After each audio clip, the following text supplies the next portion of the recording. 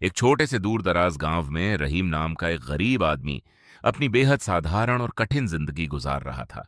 वह एक कच्ची झोंपड़ी में रहता था और उसका गुजारा सिर्फ जंगल से लकड़ियां काटकर उन्हें बेचने पर था। हर रोज की तरह वह सुबह सवेरे अपनी पुरानी कुल्हाड़ी उठाकर जंगल की तरफ निकल पड़ा और वहां पेड़ों के बीच लकड़ियां काटने में व्यस्त हो गया। वह थकान और भूख के बावजूद खामोशी से अपनी मेहनत जारी रखे हुए था कि अचानक जब उसने एक तरफ सूखी लकड़ियों का ढेर हटाया तो उसकी नजर एक ऐसी चीज पर पड़ी जिसने उसके कदम वहीं जमा दिए। वहां जमीन के अंदर और झाड़ियों के बीच एक पुरानी सी बोरी पड़ी थी जिसका मुंह कुछ खुला हुआ था।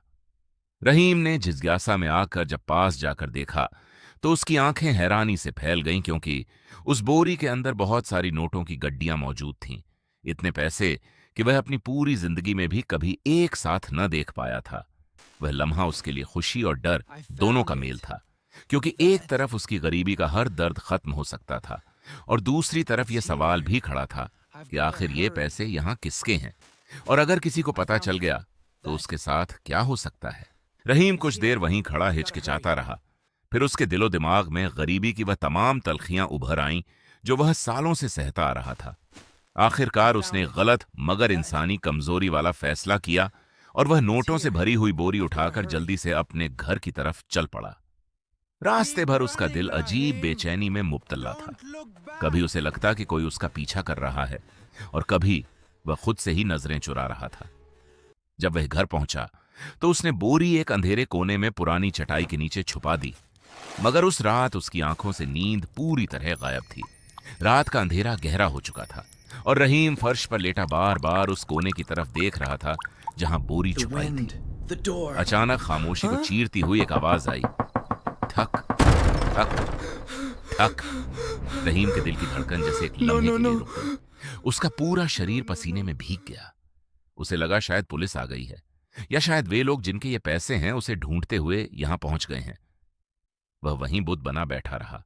उसकी हिम्मत नहीं हो रही थी कि जाकर दरवाजा खोले। फिर दोबारा आवाज आई, इस बार थोड़ी ऊंची, रहीम भाई, अंदर ही हो क्या? रहीम ने पहचाना, ये उसके पड़ोसी चाचा गफूर की आवाज थी। उसने कांपते हाथों से दरवाजे की कुंडी खोली। चाचा गफूर बाहर लालटेन लिए खड़े थे। इतनी देर लगा दी रहीम? मैंने देखा तुम्हारी झोंपड़ी में अभी तक दिया जल रहा है, तो सोचा पूछ लूं सब खैरियत तो है। तुम्हारी तबीयत कुछ ठीक नहीं लग रही, चेहरा बिल्कुल जर्द पड़ गया है।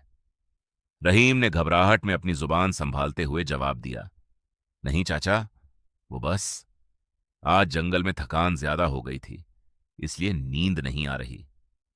चाचा गफूर ने शक भरी नजरों से एक बार कमरे के अंदर झांका और फिर कहा, अच्छा, अपना ख्याल रखो, आजकल हालात ठीक नहीं। सुना है जंगल की तरफ कुछ संदिग्ध लोग देखे गए हैं। तुम दरवाजा बंद करके सोना। जब चाचा गफूर चले गए तो रहीम ने जल्दी से दरवाजा बंद किया और दीवार से टिक लगाकर बैठ गया। उसके दिल की धड़कन अभी तक काबू में नहीं आई थी। वह बार बार उठकर उस बोरी को देखता, कभी सोचता कि इस पैसे से अपनी जिंदगी बदल लेगा, अच्छा घर बनाएगा, पेट भरकर खाना खाएगा, मगर तुरंत ही दूसरा ख्याल आता कि अगर ये पैसे किसी के हैं और वे उन्हें ढूंढ रहे हों तो? ये सोच उसके दिल को बेचैन कर देती। पूरी रात वह इसी कशमकश में जागता रहा और उसके दिमाग में सुकून नाम की कोई चीज बाकी नहीं रही।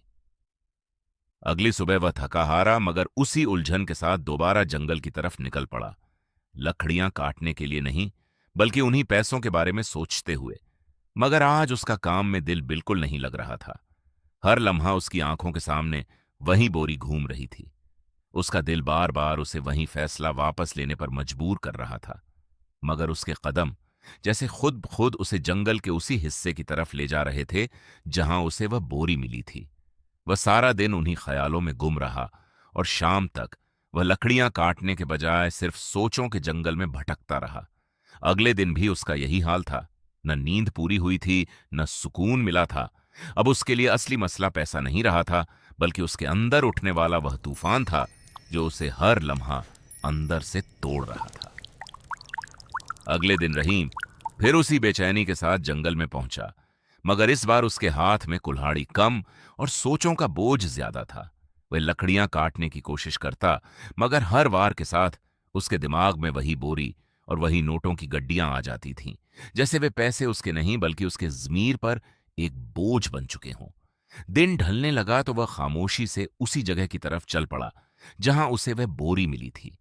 हर कदम के साथ उसके दिल की धड़कन तेज हो रही थी, और जब वह वहां पहुंचा तो दूर से ही उसे कुछ लोगों की आवाजें सुनाई दी। कुछ लोग जंगल में इधर उधर कुछ ढूंढ रहे थे। उनके चेहरों पर परेशानी और बेचैनी साफ झलक रही थी। रहीम एक पेड़ के पीछे छुपकर उनकी बातें सुनने लगा तो उसे अंदाजा हुआ कि वे उसी गुमशुदा पैसे के बारे में बात कर रहे हैं। एक आदमी बार बार कह रहा था कि यह रकम किसी बहुत जरूरी इलाज के लिए थी, और अगर न मिली तो किसी की जान भी जा सकती है। यह बात सुनकर रहीम का दिल जैसे अंदर ही अंदर टूटने लगा। वह समझ गया कि जो फैसला उसने किया था वह सिर्फ गलत नहीं, बल्कि किसी की जिंदगी के लिए खतरा भी बन सकता है। उसकी आंखों के सामने उसका अपना दुख और उन लोगों का दर्द एक साथ आ खड़ा हुआ। वह देर तक उलझन में खड़ा रहा। फिर धीरे धीरे उसके कदम खुद ब खुद पीछे हटने लगे, जैसे उसका दिल उसे किसी और ही रास्ते पर ले जाना चाहता हो। रहीम कुछ देर तक पेड़ के पीछे खड़ा कांपता रहा। उसके दिल में एक तरफ डर था कि अगर वह आगे गया तो कहीं उसे चोर न समझ लिया जाए, और दूसरी तरफ जमीर की वह आवाज थी जो उसे लगातार अंदर से झकझोर रही थी। आखिरकार उसने हिम्मत की और धीरे धीरे उन लोगों की तरफ बढ़ने लगा। जैसे ही वह करीब पहुंचा तो सबकी नजरें उस पर पड़ गईं। लम्हे भर के लिए वहां खामोशी छा गई। रहीम ने कांपती आवाज में कहा कि शायद वह चीज जिसे वे ढूंढ रहे हैं उसने देखी थी। यह सुनते ही एक आदमी तेजी से उसकी तरफ आया और पूछने लगा कि कहाँ है वह बोरी। रहीम ने बिना किसी लालच के सारी बात सच सच बता दी कि उसने वह पैसे अपने घर ले जाकर रख दिए थे, मगर अब वह उन्हें वापस करने आया है। यह सुनकर वहां मौजूद लोगों के चेहरों पर हैरानी और सुकून दोनों एक साथ आ गए। वे तुरंत उसके साथ उसके घर की तरफ चल पड़े। जब बोरी वापस खोली गई तो रकम पूरी सही सलामत थी, जिस पर वे लोग बेहद खुश हो गए। उनमें से एक बुजुर्ग आगे बढ़कर रहीम के हाथ पकड़ लिए और उसकी ईमानदारी की सराहना की। उसे शुक्रिया के साथ एक इनाम भी देने की पेशकश की गई, मगर रहीम ने थोड़ी देर खामोशी से रहकर सिर्फ इतना कहा कि उसे किसी इनाम की जरूरत नहीं। उसके लिए यही काफी है कि उसके जमीर का बोझ हल्का हो गया है और वह रात को सुकून से सो सकेगा। वे लोग उसे दुआएं देते हुए वापस चले गए और रहीम अपनी झोंपड़ी की तरफ लौट आया। मगर आज उसके पास पैसे नहीं थे। फिर भी उसके चेहरे पर वह सुकून था जो शायद दुनिया की किसी दौलत से नहीं खरीदा जा सकता था।